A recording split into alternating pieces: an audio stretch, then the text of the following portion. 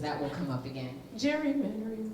Just a little bit. All right, so let's talk a little bit about Medicaid and Medicare in Alaska. This is also in your books, or not books, this is also in your handouts. 38% of Alaska, roughly 1 in 3 people rely on Medicaid. That's 279,000 of your friends and neighbors. Medicare cuts are going to strip healthcare from 40,000 Alaskans. 40,000, do you have any idea how many 40,000 is in terms of people? It's like a stadium full of people. Yeah. The city of Juneau. That is wild to me. Yes, sir. I just did a quick stats check, and nationally, 20 to 23% are on Medicaid. So it emphasizes to me how much more Alaska depends on it. I think that's such a great point. We depend on the federal government more than just about any other state. For legitimate reasons. For legitimate reasons, yes, but we do. Let's talk about kids. Denali Kid Care, 100,000. Seniors, 24,000. Disabled individuals, 4,000. Pregnant Alaskans, 1 in 3 births. That is terrifying. And there's so many people that don't realize that this is Medicare. This is Medicaid. Like this is Words Medicaid. matter. Yes. Language matters. There's a lot of people, I don't know if you saw this, they were talking about how they couldn't wait to get rid of Obamacare. I can't wait to get rid of Obamacare. And then when this rolled out, they were like, well, at least I still got the ACA. I'm so sorry, what? Please excuse me, what?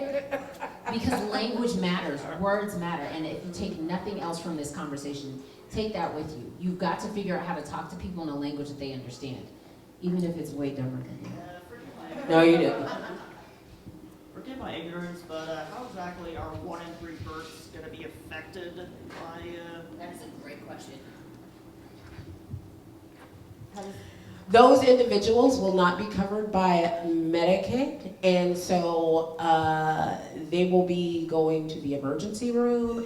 They will be doing what a young lady that came to one of our learning exchanges did and giving birth in her living room because they would not accept her at the emergency room. They kept sending her away because she had Medicaid, and she ended up giving birth in her living room and by herself. And so just the fact that they aren't going to be covering certain Alaskans, and the way that, we'll get into this a little bit later, but the way they're doing it is not by just cutting people off of Medicaid. They're just putting so many barriers in people's way that they're not gonna actually be able to sign up for Medicaid. In addition, those waiting lists that they're talking about, I think the last time I heard it was 1,200 people in the state of Alaska. The stress that mothers go through not knowing if their pregnancy is going to be covered or not is real, because they apply for Medicaid as soon as they find out they're pregnant. Their kid can be 6 months old before they find out if that pregnancy was covered by Medicaid.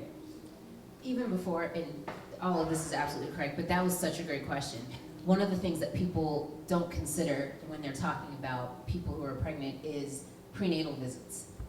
If you can't go in to see the doctor, if you're not getting your prenatal vitamins, hell, if you don't know the type of medicine that you should be taking, the type of vitamins that you could be getting, that you would know had you been able to go to appointments, that can definitely disrupt the growth of the fetus, right, to the baby. All of those things have negative impact. The stress of not knowing has an impact. One of the things, and this is gonna sound crazy. Poor nutrition, benefits, weight benefits. all of those things. I see your hand, Camille, so I'm gonna come back there too. One of the things that's really, like when we were talking about food and how important it is to eat, the eggs that your grandmother was born with are the eggs that developed you.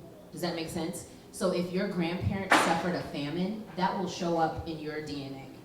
And now we have a whole populace of people in Anchorage who are not gonna be able to get the care that they need, which doesn't just mess up the fetus that is being grown and the baby that is to be born. That now can impact that baby's baby and that baby's baby's baby, right? So these are generational ripples. Make sense? I saw. And to piggyback off of what you said, medically, at a certain gestation, there is a test that is required to see if the mother will reject the baby. And if you don't do that test, after a certain time, if the RhoGAM don't match, then there comes the complications. If you don't do that test, the mom will reject the baby, and you all sorts of complications if you don't get the medication. Basically, you go into a spontaneous a miscarriage or abortion, and if you don't have the services, the mom and the baby can die. That is required for all pregnancies. Thank you so much. So here's a little side non-benefit.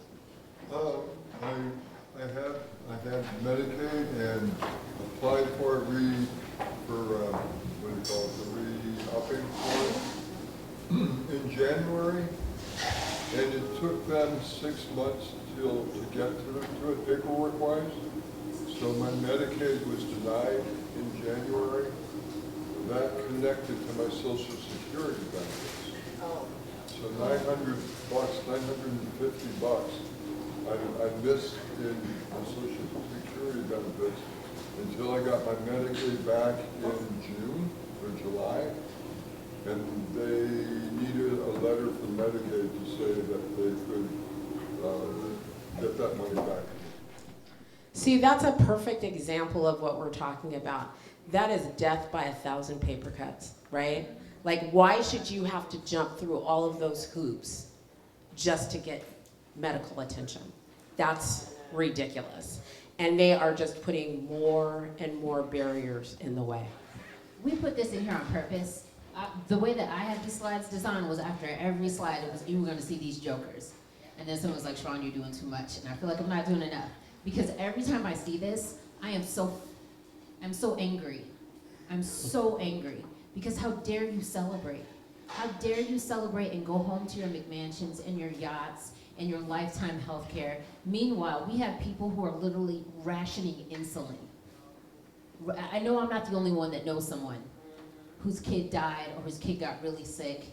I know I'm not the only one that knows someone who, instead of calling an ambulance, called an Uber to take them to the hospital. I know someone who got mangled, and they were like, we're calling 911, please don't. Please don't. What kind of dystopian hellscape is this? So this is Medicaid in rural Alaska.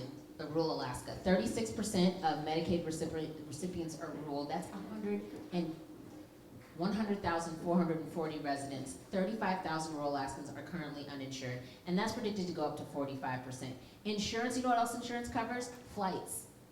So if you get sick in a village, or you get sick in some town way up north, or way down south, your insurance is supposed to cover your flights. Not anymore. Can you even imagine? You get hurt, and you're on your own. And I know we're all Alaskans, so we all got duct tape, but damn.